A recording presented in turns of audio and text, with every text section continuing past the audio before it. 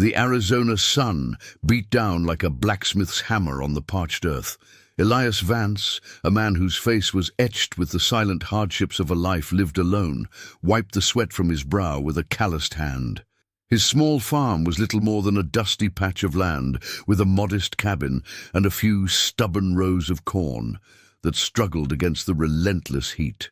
The only sound for miles was the gentle rustling of dry leaves and the soft panting of Barnaby, his loyal mutt, who lay in the scant shade of the porch, his tongue lolling out. Barnaby wasn't just a dog. He was Elias's family, a living memory of his late wife, Clara. She had found the scruffy pup wandering near the riverbed years ago, a tiny ball of fur with a limp. Clara had nursed him back to health, and Barnaby had in turn become her shadow, a silent guardian of her simple, beautiful life. After she passed, Barnaby had transferred his allegiance to Elias, becoming the anchor that kept the widower from drifting into the endless sea of his grief. He was the one constant in a world that felt more empty with each passing day. Elias finished mending a broken fence post, his movements slow and deliberate. The sky, a perfect, unforgiving blue all morning, was beginning to change. In the distance, over the jagged peaks of the mountains, a bruise of dark clouds was spreading, a sign that the dry season might finally be broken. Normally, rain would be a blessing, but these weren't the gentle, life-giving showers of the east. These were flash floods waiting to happen, born of distant storms and traveling down the dry canyons like a vengeful god. The Gila River, which was now little more than a dry, cracked artery in the earth, could turn into a raging monster in a matter of minutes. He straightened up and scanned the horizon. A low rumble echoed through the canyon, not of thunder but a deep, guttural growl of water moving. He looked at Barnaby, who was now standing, his ears perked, a nervous whine in his throat. "Looks like it's coming, boy," Elias said, his voice a low rumble. "Better get inside." Barnaby, however, didn't move. His gaze was fixed on something beyond the cabin, towards the riverbed. He whined again, a sound filled with urgency. Elias followed the dog's line of sight. A small group of wild mustangs, normally elusive and cautious, were stampeding across the flat land, their hooves kicking up dust as they fled towards higher ground. It was an unmistakable sign. The storm was closer than he thought. He rushed towards the cabin, grabbing a few supplies and his old rifle. He was prepared for the storm, for the wind and the rain, but not for the sudden, violent wall of water that now roared down the canyon. He had just reached the porch when he saw it. The first wave, a brown, churning beast of water, had broken over the banks of the riverbed and was now swallowing the landscape whole. It was moving fast, faster than any horse could run. Barnaby, still transfixed by the sight, took a step back, but it was too late. A second, even larger wave crashed down, and a torrent of water rushed towards them, sweeping Barnaby off his feet. The dog let out a sharp, terrified yelp as he was pulled into the churning current. "Barnaby!" Elias screamed, his heart lurching into his throat. He threw the rifle aside and ran, his boots sinking into the now muddy ground. He could see Barnaby, a small, struggling form in the raging river, being pulled downstream at an alarming speed. The dog's frantic paws clawed at the air, his head barely above the surface. He wasn't just a pet. He was his last connection to a life he had lost. Elias's mind emptied of all rational thought. There was only one thing that mattered: saving his dog. He plunged into the muddy water, the sudden cold shocking his system. The current grabbed him, pulling at his legs, threatening to drag him under. He fought back, his powerful arms and legs pushing against the relentless force.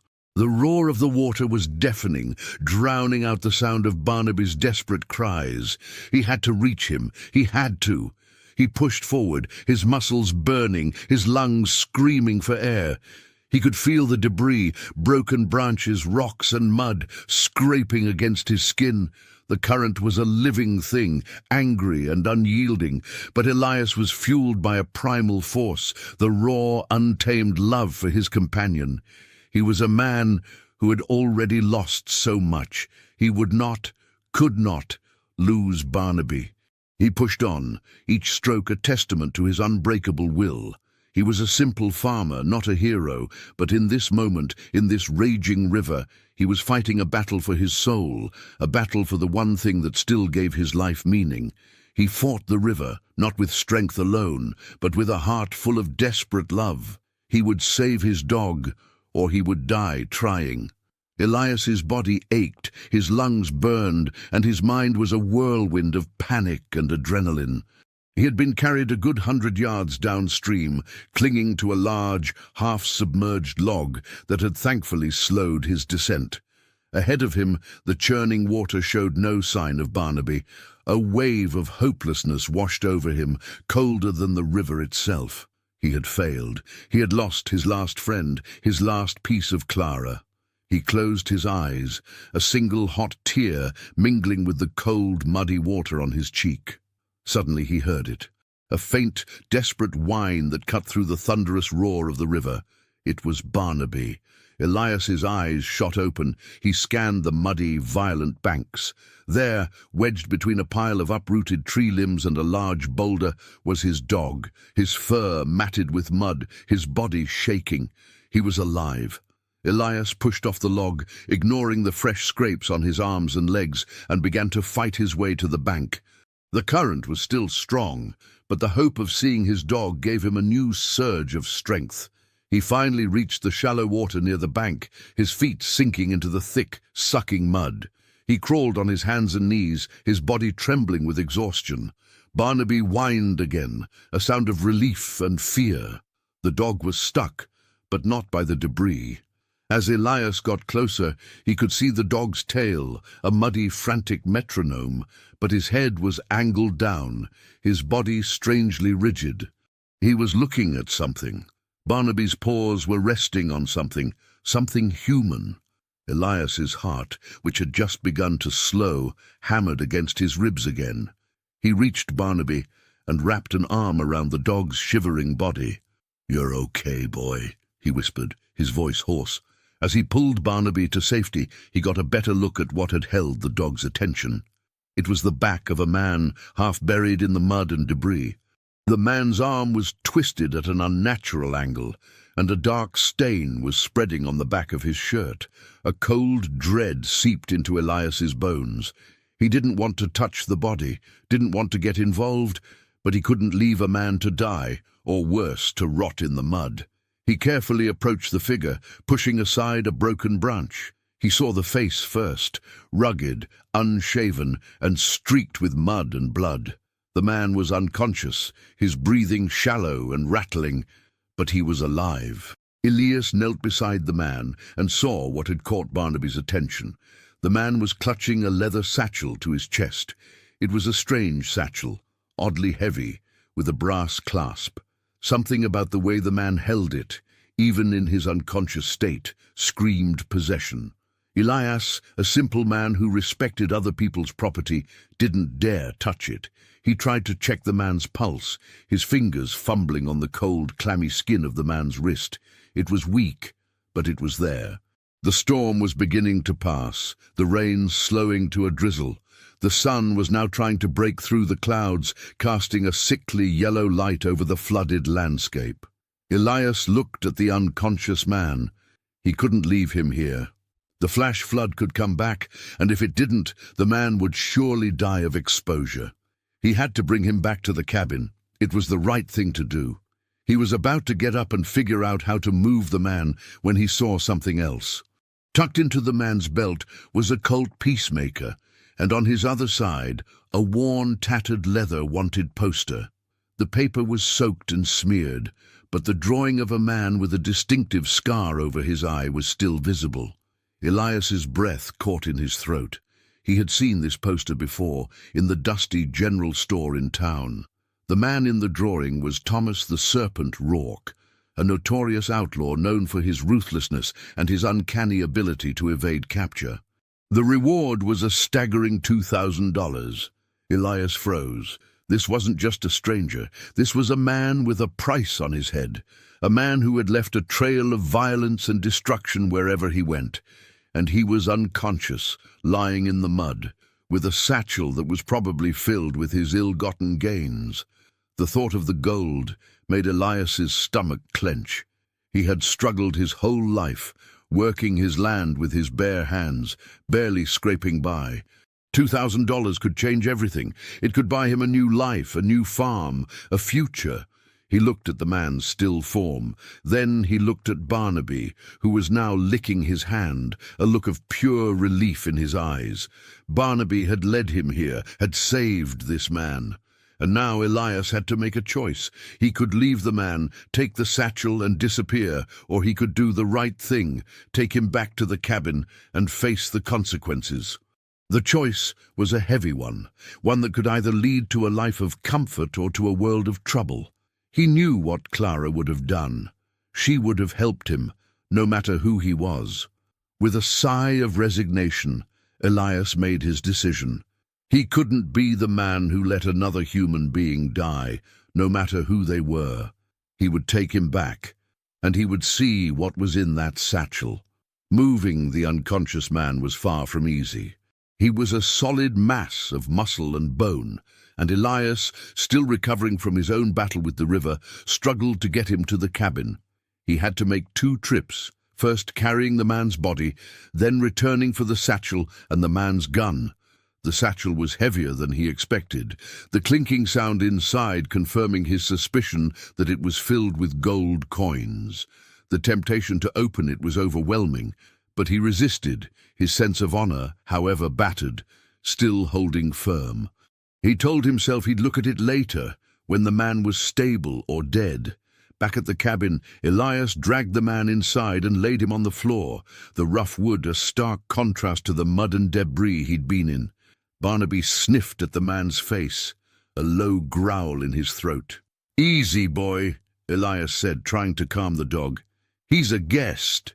He knew how ridiculous that sounded. This man, a known murderer and thief, was hardly a guest. He was a dangerous burden. Elias carefully examined the man's injuries.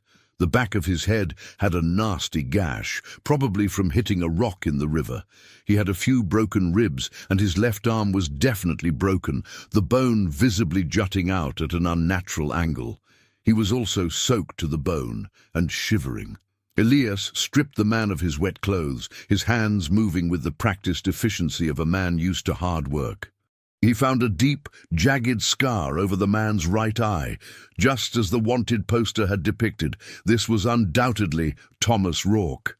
He wrapped the man in a clean blanket and started a fire in the hearth.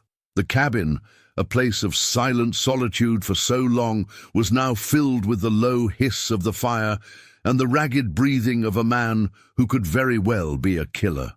Elias cleaned the wound on Rourke's head with some lukewarm water and an old piece of cloth, his movements gentle and deliberate.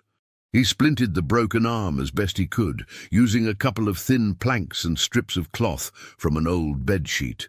He was no doctor, but he had dealt with enough injured livestock and minor ailments to know the basics. As he worked, he noticed a few more details. The man's clothes, though muddy and torn, were of good quality. A well-made denim shirt and leather trousers. His boots were scuffed, but also looked expensive. This wasn't just some common thug. This man had money and resources, likely from years of robbing banks and trains. The thought sent a chill down Elias's spine. He was in way over his head. When he was done, Elias sat back on his haunches, staring at the sleeping man. The firelight danced across Rourke's face, highlighting the harsh lines and the cold, almost sinister look in his unconscious state. He looked dangerous, even in his vulnerability. Elias felt a knot of fear tighten in his stomach.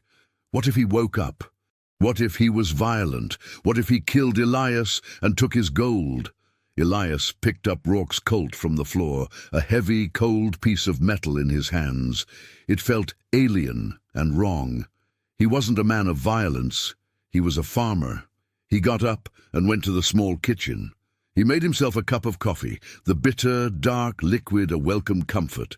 He needed to think. He had 2 choices.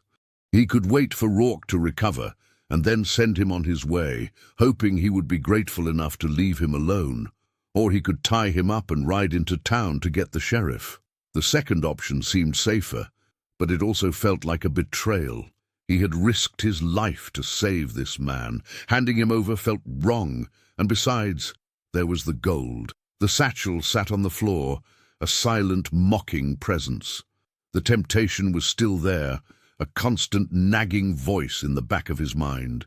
He decided to wait.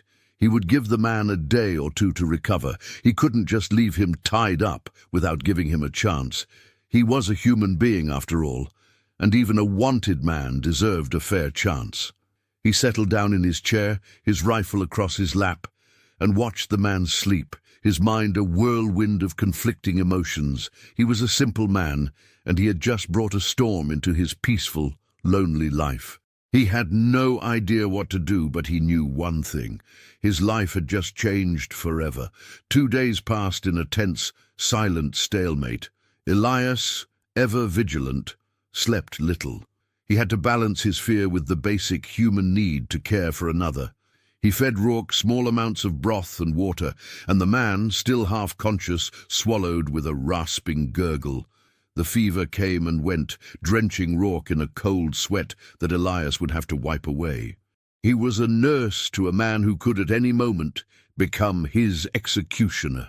On the morning of the third day, a faint groan filled the cabin. Rourke's eyes fluttered open. They were a piercing, cold blue, and they looked at Elias without a flicker of recognition. Where am I?"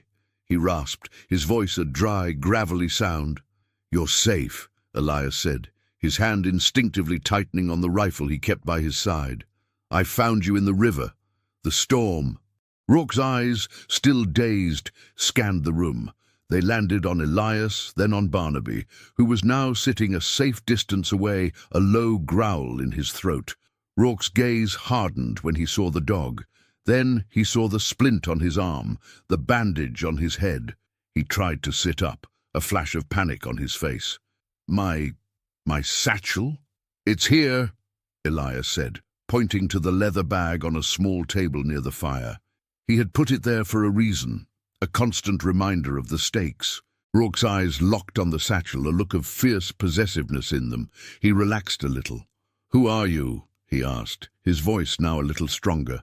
"Elias Vance. I'm a farmer." Rourke laughed, a short, humorless sound. "A farmer? You found a man drowning in a river, a man with a wanted poster and a bag of gold, and you brought him back to your cabin. You're a fool, Elias Vance." "Maybe," Elias said, his voice calm, but his heart was pounding. "My dog found you. He got caught in the current, and when I went to save him, I found you." Rourke's eyes widened slightly. He looked at Barnaby again, a new expression in them.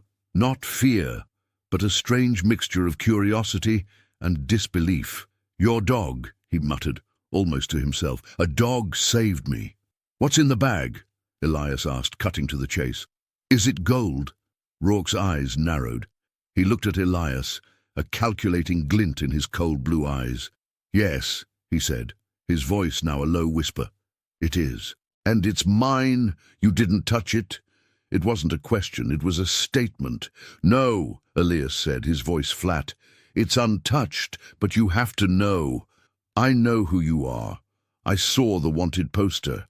A flicker of something, fear, anger, rage, crossed Rourke's face. He tried to sit up again, but a sharp pain from his ribs made him gasp. "You should have left me there, farmer," he said, his voice a low growl. "Now you know my secret, and I can't have that." Elias stood up, his rifle now pointed at Rourke. "Don't even think about it," he said, his voice surprisingly steady. "You're in my home, and I will not hesitate to protect myself and my dog."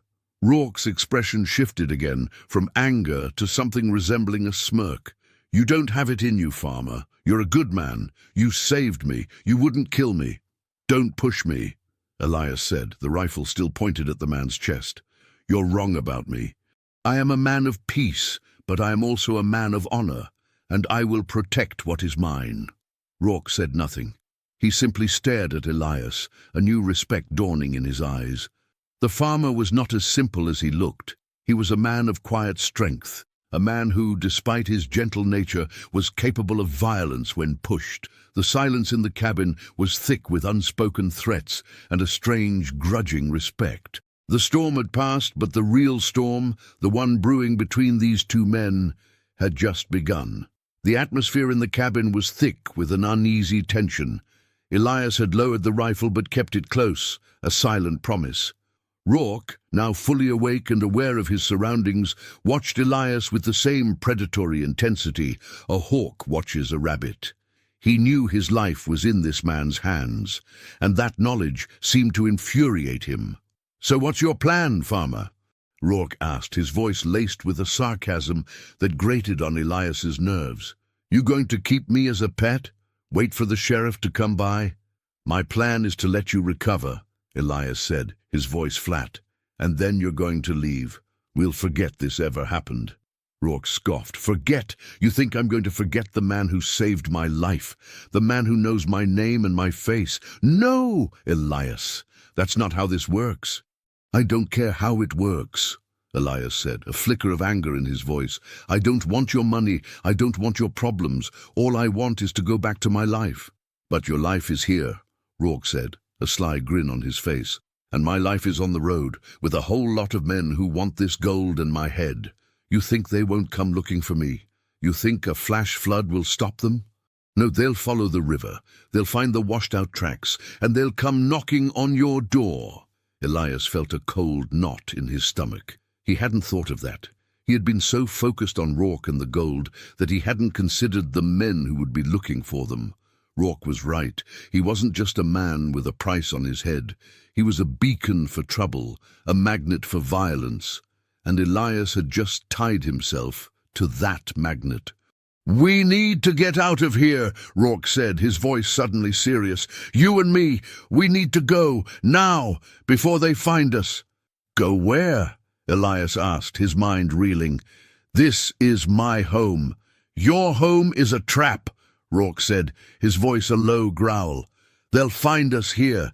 They'll kill you, they'll take the gold, and they'll leave you for the buzzards. You need to trust me, farmer. I know what I'm talking about." Elias looked at Barnaby, who was now whimpering, sensing the tension. He looked around his small cabin, the home he had built with his own 2 hands, the home he had shared with Clara. It was his sanctuary, and now it was a death trap. He had to think fast. He was a farmer, not a fugitive. He couldn't just leave everything behind. "No," Elias said, his voice firm. "I'm not leaving. This is my home. You are the one who is leaving as soon as you are well enough to travel, and you will not bring this kind of trouble to my doorstep." Rourke laughed, a short, bitter sound. "You are the most naive man I have ever met, Elias Vance. They don't care about your home. They care about this gold, and they will burn this place to the ground to get it." The words hit Elias like a physical blow. He looked at Rourke, really looked at him. This wasn't a monster. He was a man who had been running for so long that he couldn't see anything but danger. Elias felt a flicker of something, not sympathy but understanding. He was a man who had lost everything, and he was clinging to the last thing he had left. The gold. "I'm not going to leave my home," Elias said, his voice quieter now. "But I will help you. I will nurse you back to health. And when you are well, you will leave, alone." Rourke looked at him, a flicker of something unreadable in his eyes. He had expected to be tied up and turned in. He had expected to be killed. He had not expected this. A man of quiet strength, a man of unwavering honor, a man who was willing to risk his life for his dog, and now for a complete stranger. It was a foreign concept to him, this selflessness. "Fine," Rourke said, the word a reluctant whisper. "An uneasy truce. You help me get well, and then I'll leave. But don't think for a second that this will be easy. My kind of trouble, it has a way of sticking to a man. And you, Elias Vance, you have a whole lot of it on you now." Elias didn't say anything. He just looked at the man, a man who was now his responsibility, a man who was a living, breathing danger. He had saved a life, but he had just put his own life, and Barnaby's, in grave danger. He had made a choice, and now he had to live with the consequences. The next few days were a strange rhythm of care and caution. Elias would change the bandages on Rourke's head, clean his wounds, and help him to sit up and move around. Rourke, for his part, was a surprisingly cooperative patient, though his eyes never lost their suspicious glint. He watched Elias's every move, his gaze a silent question, a constant test. "Why are you doing this?" Rourke asked one afternoon, his voice still weak. He was sitting on the floor, propped up against a wall, a tin cup of coffee in his hands. "I told you," Elias said, stirring a pot of stew on the fire. "It's the right thing to do. My wife, she would have done the same." Rourke looked at him, a flicker of something unreadable in his eyes. "Your wife, where is she?" "She passed," Elias said, his voice a low whisper. "A few years ago. Sickness." "A hard way to go," Rourke said, his voice surprisingly gentle. "I've seen it. Men lose their minds when they lose a woman like that. Some drink themselves to death. Some turn to violence. Some just stop living." "I just kept working," Elias said, his voice flat. "This farm, it's all I have left. It's what she loved." Rourke took a sip of his coffee.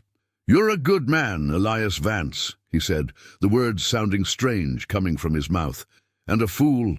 A man like you has no business being alone. You need someone to watch your back. The world is a dangerous place." "I know that," Elias said, his voice hardening. "I just want to be left alone." "You think you can just live in peace?" Rourke scoffed. "No one gets to just live in peace. There's always someone who wants what you have. Always someone who wants to take it from you." "And what do you want?" Elias asked, turning to face him. "Besides the gold, what is it you're running from?" Rourke's eyes hardened. He looked away, staring into the flames. "Everyone has their reasons," he said, his voice cold. "Some of us are born into this life. Some of us are made into it. I've been on the run since I was a boy. Never had a home, never had a family, just a saddle and a gun." "That's a sad life," Elias said genuinely. Rourke looked at him, a flicker of raw emotion in his eyes. "Sad? I've seen things you couldn't even imagine. I've done things I don't want to remember. I've seen men die, and I've killed men. It's not sad, farmer. It's just what it is. A life of scars." He rolled up his sleeve, revealing a latticework of old wounds, of cuts and burns and bullet scars. "This is who I am," he said, his voice a low growl. "And you, a man who has lived his life in peace, you don't know a thing about it. You don't know what it's like to be a ghost, to be hunted, to be so alone that you can't even remember what it feels like to have a friend." Elias looked at the man, the pain and the hardness in his eyes. He wasn't just a criminal. He was a man who had been through a hell of his own. He was a product of his environment, a man who had been hardened by a life of violence and loss. Elias suddenly saw him not as a wanted man, but as a wounded soul. And he knew in that moment that he couldn't just abandon him. He had to help him, not just with his body, but with his soul. He had to try and give this man a chance at something different. "Maybe," Elias said, his voice soft, "maybe it's not too late. Maybe you can change. Maybe you can have a different life." Rourke laughed, a short, bitter sound. "A different life? I'm a dead man walking, Elias. I've been dead for years. The only thing keeping me alive is this gold and the men who want it. They will find me, and when they do, they won't be merciful." Elias didn't say anything. He just looked at the man, a man who had been hardened by a life of violence and loss, a man who had given up on himself long ago. He had a long road ahead of him. He had to help this man, not just for his own sake, but for the sake of the man himself. He had to try and give him a new life, a new chance. He had to try. The uneasy truce held. Rourke, though still weak, was beginning to regain his strength. He was a man of few words, and the cabin was filled with long stretches of silence, broken only by the crackle of the fire and the low, contented snore of Barnaby. Elias kept to his routines, working on the farm, mending fences, and tending to his small garden. He would return each evening to find Rourke sitting by the fire, a book or a map in his hands, his eyes still sharp and watchful. One evening, as the sun began to set, casting long purple shadows across the desert, Rourke called out to Elias. "Elias, get in here, now!" There was an urgency in his voice that Elias had never heard before. He dropped the basket of vegetables he was carrying and ran to the cabin. Rourke was standing by the window, his face pale, his eyes wide with a mixture of fear and rage. He was looking at something on the horizon, something that made his blood run cold. "What is it?" Elias asked, his heart hammering against his ribs. Rourke pointed a trembling finger to the distance. "Look, the dust cloud." Elias squinted. It was a faint cloud of dust, almost invisible against the setting sun. But it was there, and it was moving, and it was heading in their direction. It wasn't a herd of wild mustangs this time. It was a small group of men on horseback, moving with a speed and a purpose that could only mean one thing. "They found me," Rourke said, his voice a low growl. "They found us." Elias's blood ran cold. He had been so naive. He had thought he could just wait it out, that the trouble would just pass him by. But Rourke was right. The trouble had found him, and it was coming for him. He looked at Rourke, a flash of anger and fear in his eyes. "Who are they?" "Rourke's gang," Rourke said, his voice laced with a grim kind of pride. "They're men I worked with. They're violent, they're ruthless, and they want this gold. They won't stop until they get it. And they won't leave any witnesses." Elias's mind was racing. He had to think fast. He had to protect Barnaby. He had to protect his home. He had to protect himself. He grabbed his rifle and checked the ammunition. He had a few rounds, not enough for a real fight, and he was a farmer, not a gunfighter. "We need to get out of here," Elias said, his voice a low whisper. "Now." Rourke shook his head. "It's too late. They're too close. They'll catch us in the open. We have to make a stand. Here, in the cabin." "A stand?" Elias scoffed. "You're injured. I'm a farmer. They're gunfighters. We don't stand a chance." "Your cabin is a fortress," Rourke said, his voice now a calm, calculating tone. "The walls are thick. The windows are small. We can barricade the door. We can hold them off, at least until nightfall." Elias looked at the man, the cold, ruthless eyes, the scarred face. This wasn't the wounded man he had been nursing. This was the outlaw, the man who had survived a life of violence. He was a strategist, a killer, and he was their only chance. "How many?" Elias asked, his voice shaking. "3," Rourke said. "My second in command, a man named Silas, and 2 of his men. They're not the sharpest tools in the shed, but they're vicious, and they're relentless." Elias looked at the dust cloud again. It was growing larger, more distinct. He could now make out the shapes of 3 men on horseback, moving with a grim determination. They were coming for them. He had to do something. He had to fight. For the first time in his life, he felt a surge of pure, unadulterated rage. He had saved a man's life, and in return he was about to lose his own. He wasn't going to let that happen. "What's the plan?" Elias said, his voice now calm and steady. "Tell me what to do." Rourke looked at him, a flicker of something resembling a smirk on his face. "Finally," he said, "you're not a farmer anymore, Elias Vance. You're a soldier, and we're going to fight." The cabin, once a haven of peace, was now a makeshift fortress. Elias and Rourke worked with a grim efficiency, barricading the door with a heavy wooden table and a stack of chairs. They moved the few pieces of furniture in front of the windows, leaving only small, narrow slits for them to see and shoot through. Barnaby, sensing the tension, was hiding under the bed, a low whine in his throat. "I'm going to need your gun," Rourke said, his voice flat. Elias hesitated. Handing over his only weapon to a wanted man seemed like an incredibly foolish idea, but Rourke was the only one with any real experience, and they were out of time. He handed the rifle to Rourke, who took it with a practiced ease. "And your shotgun, if you have one," Rourke said, his eyes scanning the room. "I have one," Elias said, and he pulled a double-barreled shotgun from under his bed. He kept it for hunting and as a last resort, never thinking he'd have to use it for this. He handed it to Rourke, who checked the chambers. "Good," Rourke said, a flicker of grim satisfaction in his eyes. "Now listen to me. They'll try to talk to us first. They'll try to lure us out. They'll make promises. They'll make threats. You don't listen to a word they say. They will not stop until they have this gold. They will kill us both." Elias nodded, his face grim. He looked out of one of the slits in the wall. The three riders were getting closer. He could now make out their faces, hardened and weathered by a life on the road.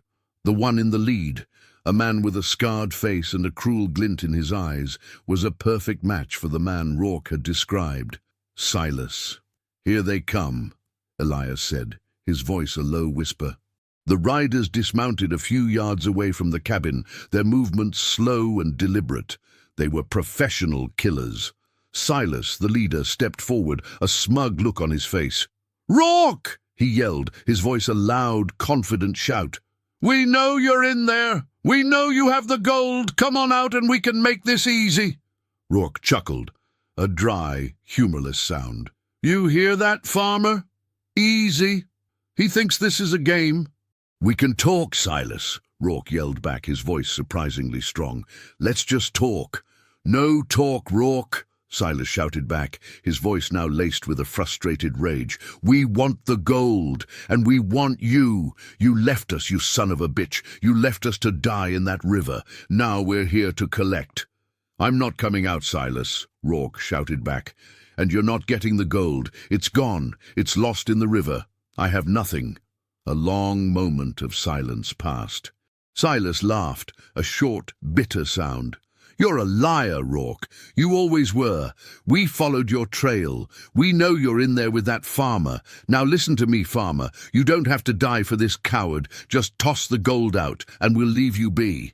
Elias froze. The man was speaking directly to him. He was trying to split them, to turn them against each other. He looked at Rourke, who was watching him, a silent question in his eyes. Elias didn't say anything. He had made his choice. He was in this to the end. He was not a coward, and he was not going to betray the man he had saved. "He's not leaving, Silas," Elias yelled back, his voice a low growl. "You hear me? He's not leaving, and you're not getting the gold. You're not getting anything. Now leave, or you're going to get hurt." A collective gasp from the three men. The farmer had just threatened them. The most dangerous outlaws in the state had just been threatened by a man with a patched-up cabin and a shotgun. Silas's face was now a mask of pure, unadulterated rage. "You heard him, boys," Silas said, his voice a cold whisper. "No more talk, just fire." The first shots ripped through the air, splintering the wooden walls of the cabin. Elias ducked, the sound of the bullets a terrifying whistle in his ears. Rourke was in his element, his body moving with a fluid grace that belied his injuries. He fired back, his shots precise and deliberate. One of the men, a tall, lanky man with a wide hat, cried out as a bullet hit his shoulder. He fell to the ground, cursing, and his partner dragged him back to cover. "One down," Rourke said, a grim satisfaction in his voice. "Two to go. We've got this, farmer. Just follow my lead." Elias, his heart still hammering, could only nod. He was a man of peace, a man who had never hurt a fly, and now he was in a gunfight, fighting alongside a man who was a living, breathing paradox. He was a killer, a thief, and yet he was the only thing standing between Elias and death. The siege continued for hours. The men outside were relentless, firing at the cabin, trying to find a weak spot. They were outlaws, but they were also experienced fighters. They knew how to fight and they knew how to kill. They tried to get to the windows, but Rourke's shots kept them at bay. They tried to set the cabin on fire, but Elias, with a bucket of water, quickly extinguished the flames. They were a team, a strange, mismatched team, a farmer and an outlaw fighting for their lives for a satchel of gold. As the sun began to set, casting a long, blood-red shadow over the desert, the shots ceased. There was a long, tense silence. Elias and Rourke looked at each other, their faces streaked with dirt and sweat. "What are they doing?" Elias whispered. "They're waiting," Rourke said, his voice a low growl. "They're waiting for the moon to come out." They'll try to sneak up on us in the dark. We need to be ready. We need to be vigilant." Elias nodded. He reloaded his shotgun, his hands shaking. He was no longer a farmer. He was a man of two worlds, a man who had been a man of peace, and now a man of violence. He was a man who had to fight, not just for his life, but for the life of his friend, his dog. He looked at Rourke, a man who had been running his entire life, a man who had seen more violence and death than any man should have to see. A man who was a killer, and yet who was now fighting for his life, for the very gold that he had stolen, and for the life of the man who had saved him. The night fell, and the moon rose, casting a silver light over the desert. The silence was thick, pregnant with a sense of dread. Elias and Rourke waited, their rifles pointed at the door, their eyes on the windows. They were two men, alone, against the world. They had to survive. They had to fight. They had to live. The moon, a sliver of bone-white light in the inky sky, cast long, distorted shadows across the desert landscape. Inside the cabin, the silence was a living, breathing thing, broken only by the sound of Elias and Rourke's measured breaths. Elias, his hands clenched around the shotgun, peered through a small gap in the boarded-up window. He could see nothing but the vast, empty expanse of the Arizona desert, the cactus silhouettes like ghostly sentinels. The absence of movement was more terrifying than the gunfire. They were out there, a trio of unseen predators, waiting for the right moment to strike. Rourke, positioned at the opposite window, his Colt Peacemaker held steady, spoke in a low, gravelly whisper. "They'll try to come from the side, where we're weakest. They'll split up. One will go for the door, another for a window, and the third will try to get on the roof." His voice was calm, almost detached, as if he were discussing a chessboard strategy. This was his world, a world of violence and calculated risks. "What about the back of the cabin?" Elias whispered, his voice trembling slightly. "The back is solid," Rourke replied, his eyes never leaving the slit in the wall. "They won't get through, but they'll try to draw us out. Don't fall for it. No matter what they say, no matter what they do, we stay inside. We wait." They waited. Time stretched, each minute an eternity. Elias's mind replayed the events of the past few days, the flash flood, the discovery of Barnaby and the wounded man, the satchel of gold, the arrival of the outlaws. It was a whirlwind of chaos and violence that had invaded his quiet, orderly life. He had been a farmer, a man of peace, and now he was a fighter, a protector. The transformation felt both alien and strangely natural. He was protecting what was his, what he had worked for, what he loved. A sudden, sharp cry broke the silence. It came from the back of the cabin, a man's voice, a high, pained scream. "Help me, please, I'm hurt!" Elias instinctively started to move towards the sound, his heart lurching. "One of them is hurt! We have to help him!" Rourke grabbed his arm, his grip like a vice. "No! It's a trick! Don't you see? They're trying to lure you out. They know you're a good man, Elias. They're preying on your decency." Elias hesitated, his moral compass spinning wildly. He was a man who had been taught to help those in need, to be a good neighbor, but Rourke's words, cold and cynical as they were, rang true. This was a different world, a world where decency was a weakness, a vulnerability to be exploited. He took a deep breath, his hands steadying on the shotgun. He would not be a fool. He would not let them win. The cry came again, this time closer. "Please, farmer, don't let me die out here." "They're using the man we shot," Rourke said, his voice now a low growl. "They're willing to sacrifice him to get to us, to get to the gold." The utter lack of compassion in his voice chilled Elias to the bone. This was a man who lived by a different code, a code where survival was the only law. And then the voice changed. It was no longer a pained plea, but a mocking, triumphant laugh. "Thought you could fool us, Rourke? We know you're in there, you coward. We're going to burn you out." A thud against the side of the cabin, then the smell of kerosene. Elias's eyes widened in terror. They were going to burn the cabin down. They were going to burn his home down. The cabin that he had built with his own 2 hands, the home he had shared with Clara. He couldn't let that happen. "No!" Elias screamed, a primal roar of rage and grief. He pushed Rourke aside and charged for the door, his shotgun held high. Rourke, surprised by his sudden aggression, grabbed his arm. "Elias, wait! It's a trap!" But Elias wasn't listening.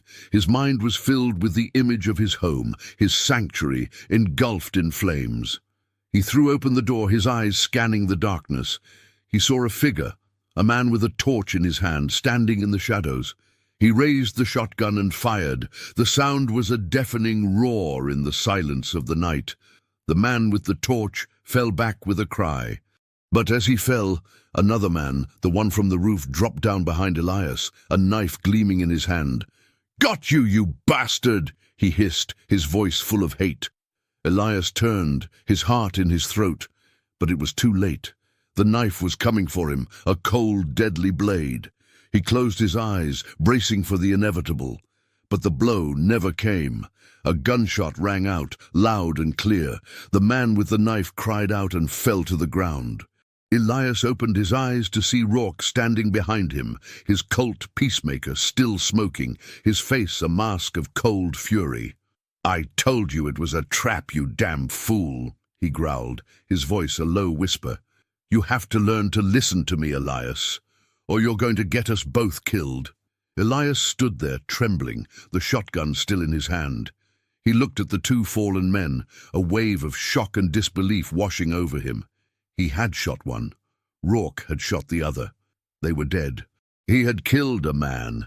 The thought was a horrifying weight on his soul, but he was alive, and he owed his life to the very man he had saved. The world was not black and white, good and evil. It was a murky, grey place, and he was in the middle of it. The rest of the night passed in a tense, watchful silence.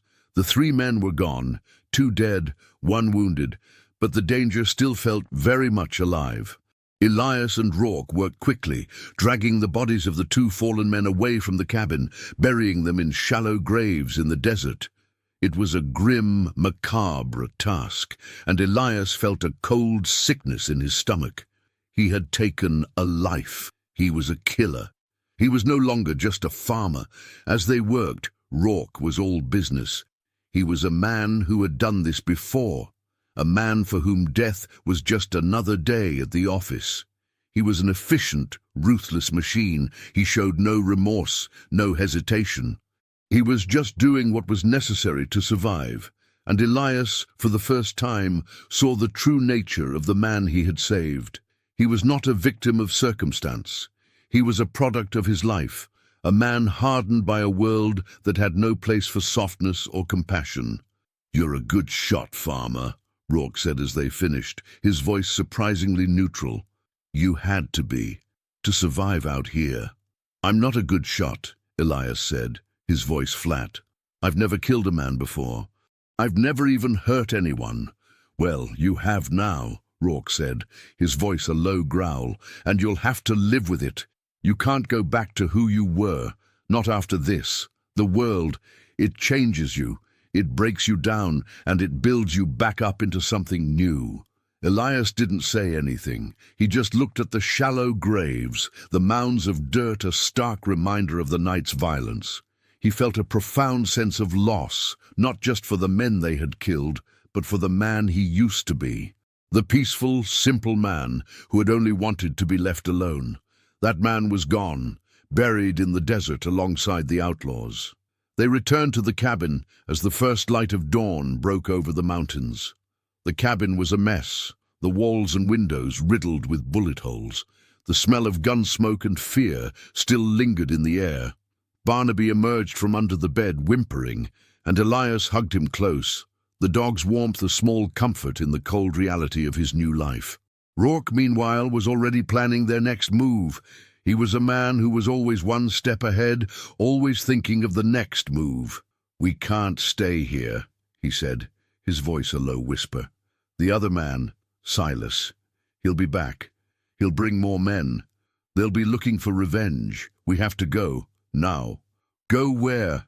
Elias asked, his voice filled with a weary exhaustion. South, Rourke said, his eyes on a map he had unfolded on the table. To Mexico. They won't follow us there.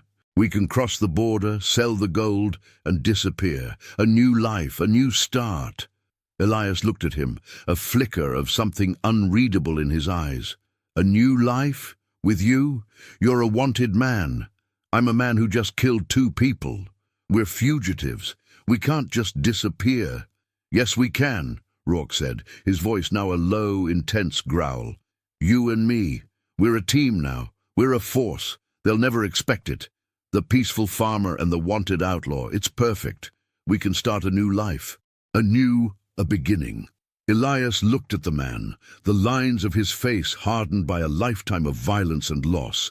He was a killer, a thief, a monster. But he had also saved Elias's life. He was a paradox, a walking contradiction. And for the first time, Elias saw something else in his eyes, a flicker of hope, a desire for a different life, a life without violence, a life of peace. He had to help him. He had to give him a chance, for his own sake, and for the sake of the man he was now a part of. Elias packed a few essentials, his rifle, a canteen, some jerky, a small bag of coins, and a change of clothes. He looked around the cabin, his heart heavy. It was a home he had built with his wife, a home he had loved. He was leaving it behind, leaving a part of himself behind, but he had no choice. Silas would be back, and he would not be merciful. Elias had to go. He had to run. Rourke was already waiting outside, his horse saddled and ready. Elias mounted his own horse, Barnaby sitting in front of him, his tail wagging excitedly, oblivious to the gravity of the situation. As Elias looked at the small cabin one last time, he felt a strange mix of emotions. Sadness, regret, but also a sense of freedom, a sense of new beginning. He was no longer a farmer. He was an outlaw, a fugitive, a man on the run. They rode south, the sun rising over the mountains, painting the sky in a blaze of orange and purple. The desert stretched out before them, an endless sea of sand and rock. The journey was long and hard, the heat relentless, the nights cold and unforgiving. They traveled in silence, 2 men on the run, their shared destiny a silent, unspoken bond. One afternoon, as they stopped to rest near a small watering hole, Rourke broke the silence. "You're a good man, Elias," he said, his voice a low growl. "Too good for this life. You shouldn't be here. You should be back at your farm, with your dog, living a simple, peaceful life." "That life is gone," Elias said, his voice flat. "It's gone forever." "You were right, Rourke. This world, it changes you. It breaks you down. I can't go back to who I was. I'm a killer now, a fugitive." "A killer?" Rourke scoffed. "You killed 2 men who were trying to kill you. That's not a killer. That's a survivor. There's a difference." "Is there?" Elias asked, his voice a low whisper. "I don't know. All I know is that I can't go back, and I don't want to be this man." Rourke looked at him, a flicker of something resembling sympathy in his eyes. He had been a killer for so long that he had forgotten what it felt like to be a normal man, to have a conscience. "You don't have to be me, Elias," he said, his voice softer now. "You can be a new kind of man, a man who fights for what's right, a man who protects those he loves. You can be a hero. You just have to choose." Elias didn't say anything. He just looked at the horizon, the sun setting in a blaze of glory. He was a man of 2 worlds, a man who had to make a choice. He could be a victim of circumstance, or he could be a man who chose his own destiny. He had to choose. He had to fight for what was right. He had to be a hero. He had to be a good man. He looked at Rourke, a man who had been a killer for so long that he had forgotten what it felt like to be a normal man. He looked at the satchel of gold, a symbol of everything that had gone wrong, and he made a decision. He would not be a victim. He would not be a coward. He would be a man of his own making. The journey to the Mexican border was a long, arduous one. The desert, unforgiving and vast, seemed to stretch on forever. Elias and Rourke, a strange duo, a farmer and an outlaw, a man of peace and a man of violence, were bound by a shared secret, a shared destiny. They were no longer two men on a journey. They were two parts of a whole, each one a mirror of the other. As they got closer to the border, a sense of unease began to settle over Elias. He had been a man of trust his entire life, a man who had believed in the goodness of people. But Rourke, with his cold, calculating eyes and his history of violence, was a constant reminder that the world was not a good place. He had saved Rourke's life, and Rourke had saved his. But was he a man to be trusted? Could he really believe in a new life, a new beginning?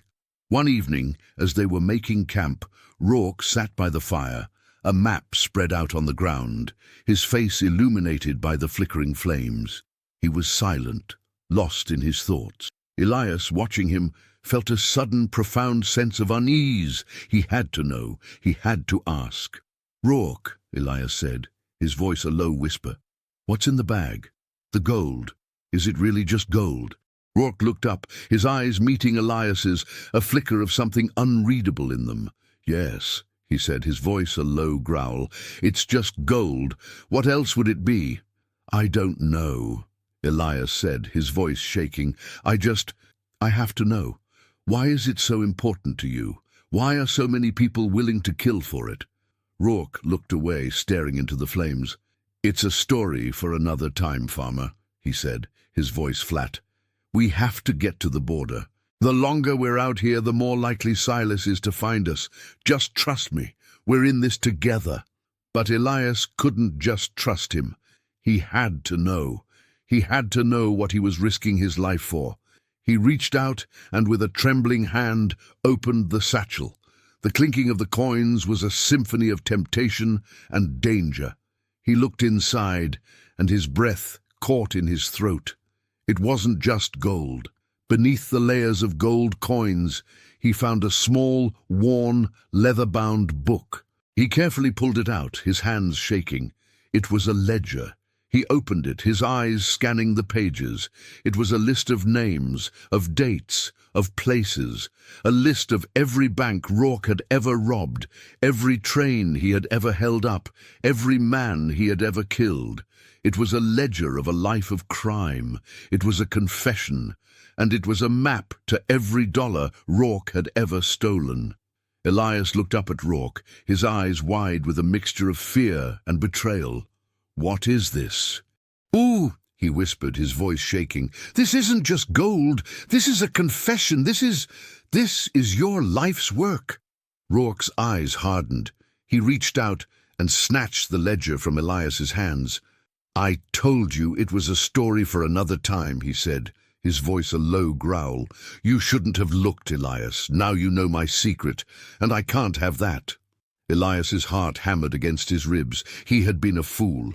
He had trusted a man who had no sense of honor, a man who had been a killer his entire life. He had been naive, and now he was going to pay the price. He was going to die. But Rourke didn't kill him. He just stared at him, a flicker of something unreadable in his eyes. He was a man who had been alone his entire life, a man who had never had a friend. And now he had one, a man who had saved him, a man who had fought for him, a man who had just risked his life for him. He couldn't kill him. He just couldn't. "We're still going to the border, Elias," Rourke said, his voice now a low whisper. "We're still going to start a new life, but you have to promise me. You have to forget about this. You have to forget about me, and you have to trust me. Just one more time." Elias looked at him, at the man who was both a hero and a villain, a man who was both a savior and a killer, a man who was a living, breathing paradox. He didn't know what to believe. He didn't know who to trust. But he knew one thing. He was a man who had to make a choice. He could run or he could fight. He had to choose. The last leg of the journey was a tense, silent affair. Elias and Rourke rode side by side, the distance between them a vast, silent gulf. The betrayal, the ledger, the knowledge of Rourke's past, it all weighed on Elias's conscience. He was a good man, a man of honor, and he was now in league with a killer, a man who had no sense of morality. He was in too deep. There was no turning back. As they reached the final stretch before the border, a thin ribbon of a river, Elias's heart began to race. They were almost there. They were almost free. But then he saw them. A group of riders silhouetted against the setting sun, waiting for them at the river's edge. Silas and his men. They had found them. They had been waiting for them. Rourke saw them too. "Damn it," he muttered, his voice a low growl. They were one step ahead of us. They knew where we were going. They knew where we would cross. We have to make a stand, Elias. Here. Now. Elias's hands were shaking. He was a farmer, not a gunfighter. He had killed 2 men, but it had been a desperate act of self-defense. This was a battle, a fight to the death. He was going to die. He was going to die a fugitive, a killer, a coward. He was going to die for a man he couldn't even trust. "I can't do this, Rourke," Elias said, his voice a low whisper. "I can't fight them. I'm a farmer." "You're a survivor, Elias," Rourke said, his voice now a calm, steady tone. "You have to fight. For yourself, for Barnaby, for your new life. You have to fight for your freedom." Elias looked at him, at the man who had been a killer his entire life, and he saw something he had never seen before. A flicker of raw vulnerability, a flicker of genuine fear. Rourke was a man who had been running his entire life. He was a man who had been a killer for so long that he had forgotten what it felt like to be a normal man. But he was also a man who had saved Elias's life, a man who had fought for him, a man who had been a friend. "We fight," Elias said, his voice now a low growl. "We fight to the death." They dismounted and took cover behind a large, jagged rock. Silas and his men, a group of 5, approached them slowly, their guns held high. Silas, a cruel grin on his face, spoke. Well, Rourke. Looks like you're not so lucky after all. You should have just given us the gold. It would have been a lot easier." "You're not getting the gold, Silas," Rourke said, his voice a low growl. "Not now, not ever." Silas laughed, a short, bitter sound. "We'll see about that. You can die for that gold, you fool, just like your little friend here, the farmer, the coward." Elias's heart hammered against his ribs. He was not a coward. He was a man who had made a choice. He had chosen to fight. He had chosen to live. He raised his shotgun and fired, the sound a deafening roar in the silence of the desert. The shot hit one of Silas's men in the chest. He cried out and fell to the ground. The rest of the men returned fire, and the air was filled with the sound of gunfire, the whistling of bullets, the splintering of rock. Elias fired again, his heart a drum in his chest. He was no longer a farmer. He was a man of action, a man of violence, a man of 2 worlds. He was a man who had to fight for his life, for his freedom, for his new life. The gunfight was a blur of smoke, gunfire, and pure adrenaline. Elias, a man who had never fired a gun at another human being before, was now a seasoned fighter, his movements a fluid dance of survival. He fired, reloaded, and fired again, his heart a drum in his chest. He had made a choice, and he was going to live with it. He was a survivor. Rourke, meanwhile, was a force of nature. He was a machine, a killer, his shots precise and deadly. He moved with a grace that belied his injuries, his eyes a cold, calculating mask. He was a man who had been running his entire life, and now he was finally making a stand. He was fighting for his life, and for the life of the man who had saved him. The fight raged on, a symphony of violence and death. 2 of Silas's men were dead, 1 was wounded, and Silas, his face a mask of pure, unadulterated rage, was still coming for them. He had a personal vendetta. He had to kill Rourke. He had to have the gold. "Give up, Rourke," Silas screamed, his voice a low growl. "It's over. You can't win." "I already won, Silas." Rourke yelled back, his voice surprisingly calm. "I have my freedom. I have my new life." Silas laughed, a short, bitter sound. "You have nothing, you fool. You have a farmer and a dog, and you're going to die for it." He raised his gun, his aim steady, his eyes on Rourke. But then a shot rang out. Not from Rourke's gun, not from Silas's, it was Elias's. The bullet hit Silas in the shoulder. He cried out, his gun falling from his hand. He looked at Elias, his eyes wide with a mixture of shock and disbelief. The farmer, the coward. He had shot him. Rourke, seeing his chance, rushed forward, his gun held high. He looked at Silas, at the man who had been a friend, a partner, a brother in crime. "It's over, Silas," he said, his voice a low whisper. "It's over." He didn't shoot him. He just stared at him, a flicker of something unreadable in his eyes. He was a man who had been a killer for so long that he had forgotten what it felt like to be a normal man. But he was also a man who had a new life, a new beginning, a new friend. He was a man who had to choose, and he chose to be a good man. He turned and looked at Elias, a flicker of something resembling a smile on his face. "We did it, farmer," he said, his voice a low growl. "We did it." They walked across the border. Two men who had been strangers, now bound by a shared past and a shared future. They were no longer a farmer and an outlaw. They were two men who had fought for their lives, for their freedom, for their new beginning. They had a new life, a beginning, a new horizon, and the satchel of gold. They left it behind, a symbol of a past they had left behind, a past they would never return to. They had a new life now, a life of freedom, a life of peace, a life of their own making, and they were ready to live it.